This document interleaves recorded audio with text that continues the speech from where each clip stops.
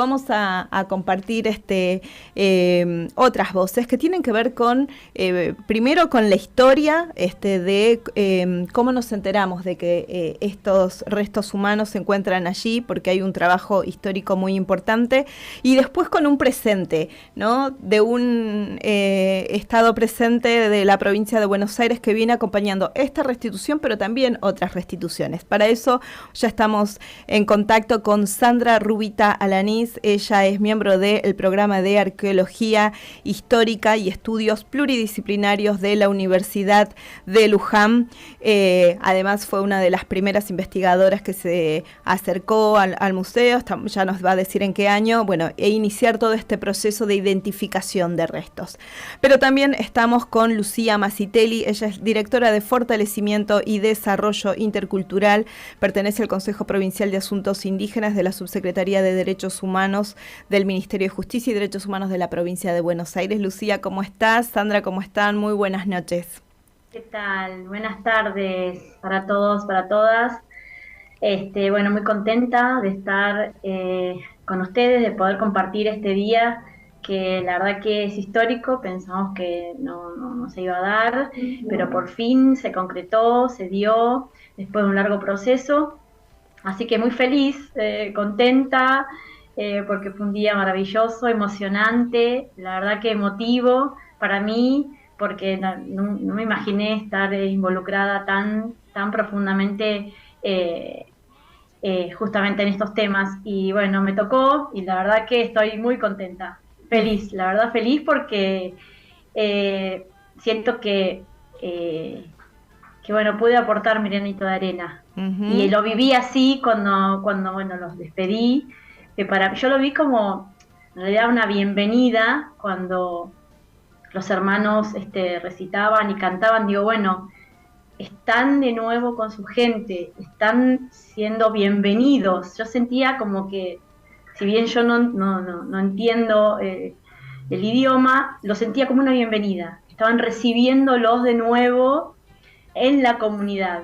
Y para mí fue una despedida porque, bueno, después de todo este proceso, yo, bueno, me despedí y, bueno, les agradecí lo que me dieron porque para mí fue muy movilizante y, bueno, y con la esperanza de que esto concluya pronto, que estén en su lugar sagrado y se culmine todo este proceso. Y también, bueno, es una manera de pedir disculpas, yo sentí eso también desde nuestro lado, y de esa manera aportar, ¿no? Ese granito de arena. Y bueno, la verdad que fue un día movilizante para mí, esa es la palabra. Además porque hay un esfuerzo, una emoción, tanto Sandra como Lula, como Lucía, desde el momento en que nos aunamos, nos juntamos a trabajar y a materializar esto, lo hicimos con mucha pasión, con mucho respeto, por supuesto, antes que nada, pero con mucha emoción también, ¿no? Comprometidas, ansiosas y con mucha amorosidad y con mucho respeto. Así que Sandra, ahora nos vas a contar un poco de la historia, cuándo te enterás de esto, cómo es ese proceso de identificación, pero antes quiero preguntarle a Lucía, saludarla y bueno, y cómo lo vivió también, ¿no? Y lo que significa esto en el marco de políticas de Estado. ¿Qué tal? Buenas tardes a todos, a todas. Muchas gracias por invitarme. Zule, yo estoy muy contenta por un lado. Quiero felicitar el laburo que se hizo eh, desde todos los espacios que participaron, especialmente desde el Instituto Cultural y desde el rol que te tocó a vos, Zulema, porque sé lo que trabajaste y lo que moviste para poder lograr este objetivo. Pero un poco pensando también en esto que decía Sandra y lo que venía charlando el Puma, la necesidad de que todos los actores que participan estén comprometidos, tengan claros los objetivos que se quieren cumplir y que definitivamente el Estado sea responsable de las deudas pendientes que tiene con los pueblos originarios de todo el país y que se trabaje en función de eso. Hoy fue un día histórico como lo son todas y cada una de las acciones que hay respecto a restituciones de restos humanos y de otro tipo de elementos que también pertenecen a los pueblos que a veces sean los museos o las instituciones restituyen. Hoy pensaba y charlaba con los chicos cuando veníamos viajando de vuelta que cada proceso de restitución es único, y que va a estar condicionado y determinado por las características de lo que se está restituyendo, del espacio en el que se realiza, de los pueblos que están participando.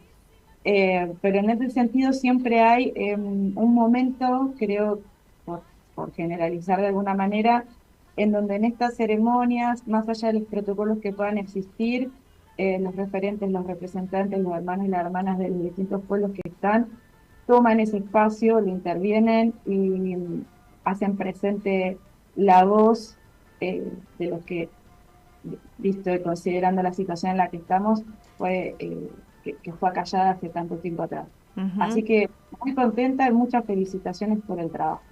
Gracias, Lula. Es fundamental, como ahí decían Lula y Sandra, esto es un trabajo mancomunado de este proceso, además de participar el CEPAI, la universidad, los investigadores de Luján, nosotros por parte del Instituto Cultural de la Provincia de Buenos Aires también estuvo el área de identificación de restos, ¿no? A cargo de Fernando Pepe del Instituto Nacional de Asuntos Indígenas, quien hoy estuvo también acompañándonos y que el INAI está atravesando un momento terrible de desguace, ¿no?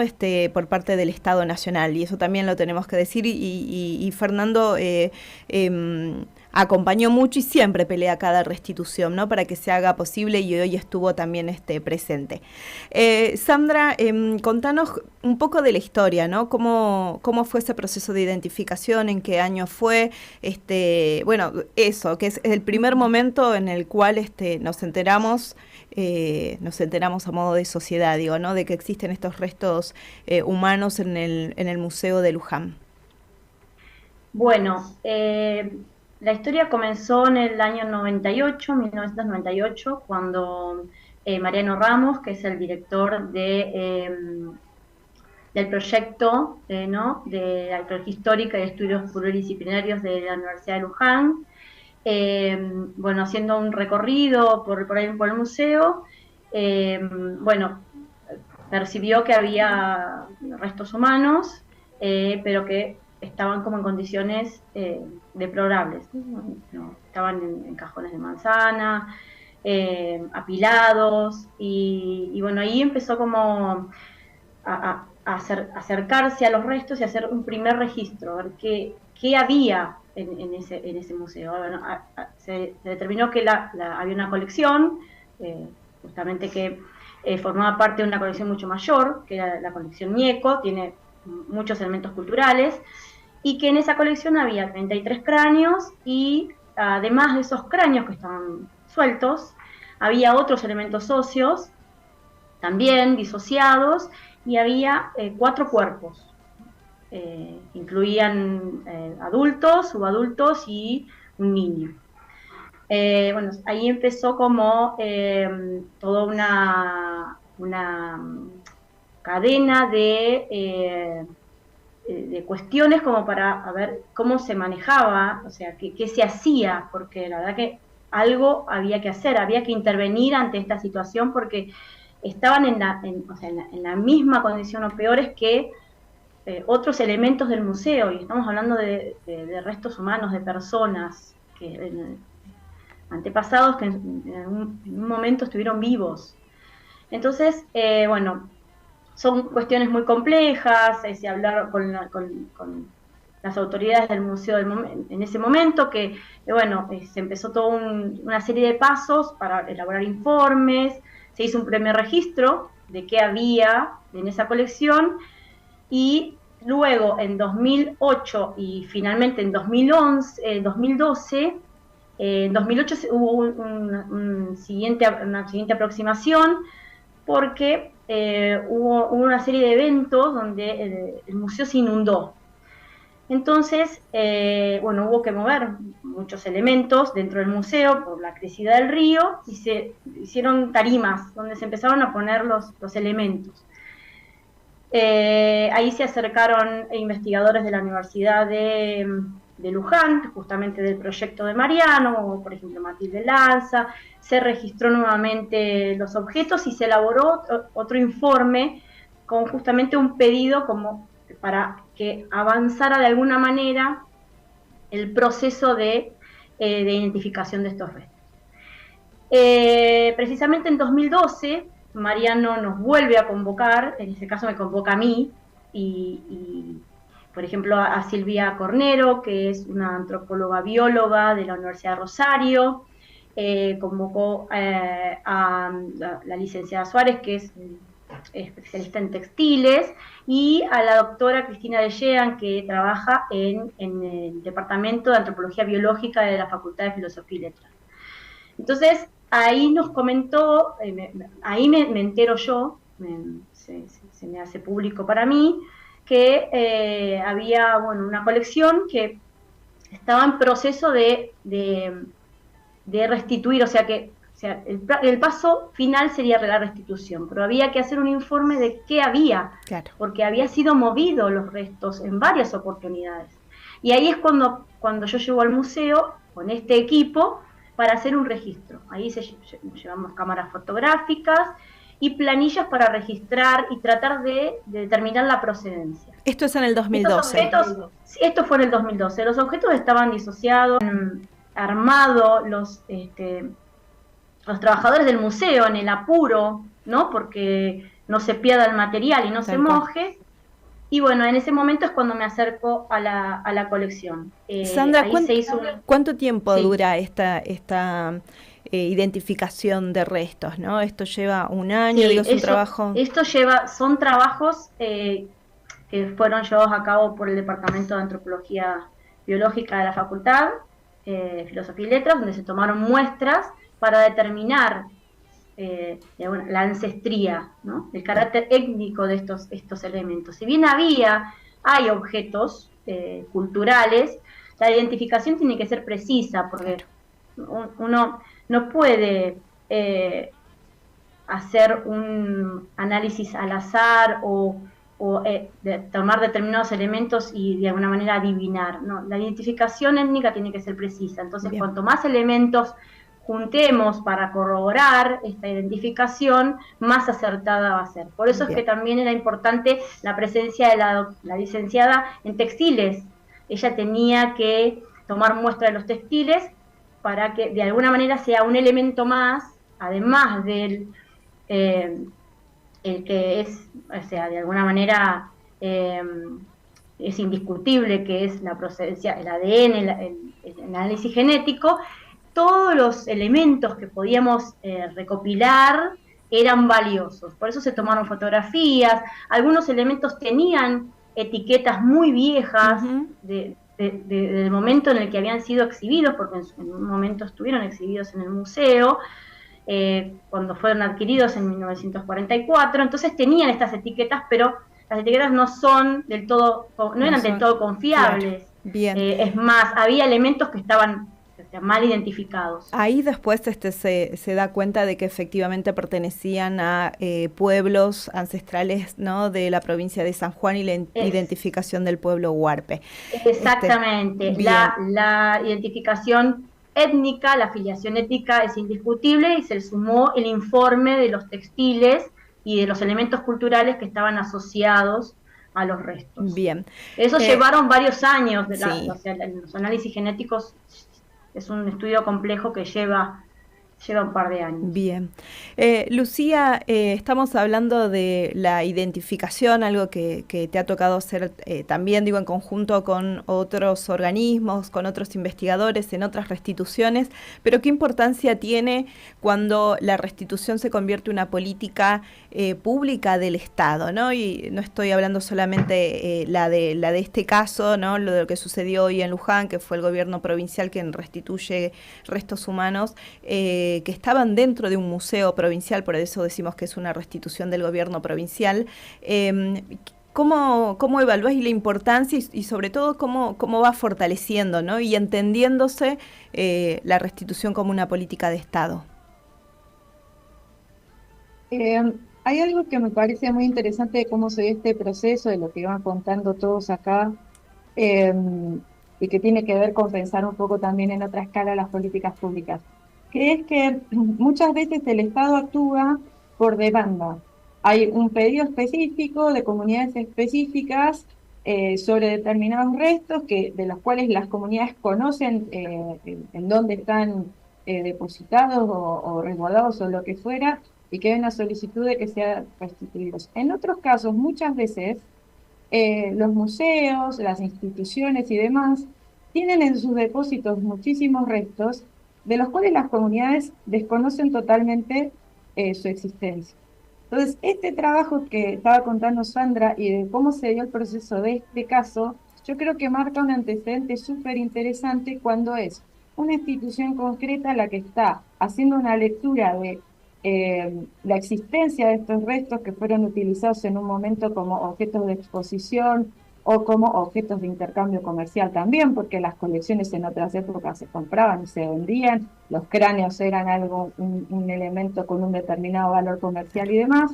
Entonces aparece una manera distinta, y me parece que sienta un precedente súper interesante en donde hay un Estado, instituciones concretas que dicen, mira, esto de esta manera no corresponde, tenemos que hacer avanzar, y que quizás las comunidades llegan al conocimiento de esa situación a partir del trabajo de, por ejemplo, quienes están dentro de los museos.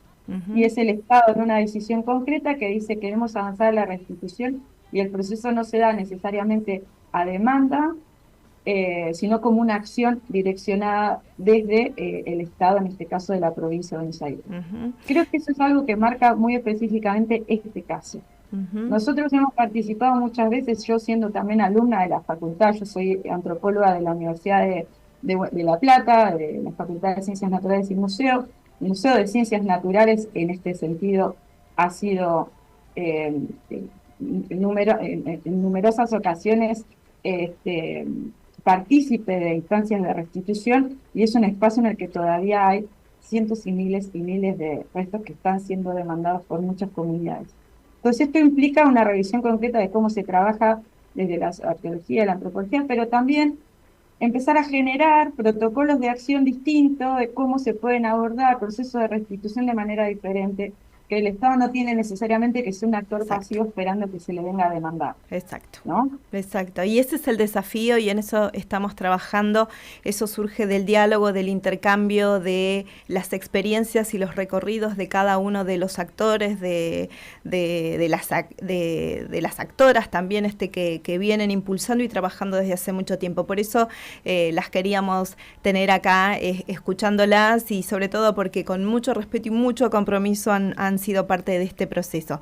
Yo les agradezco profundamente, primero por su tiempo a esta hora, un miércoles a la noche, y después por haber en estos meses que han sido largos pero intensos, haber compartido este trabajo, porque he aprendido mucho de ustedes, pero sobre todo desde la solidaridad y la amorosidad.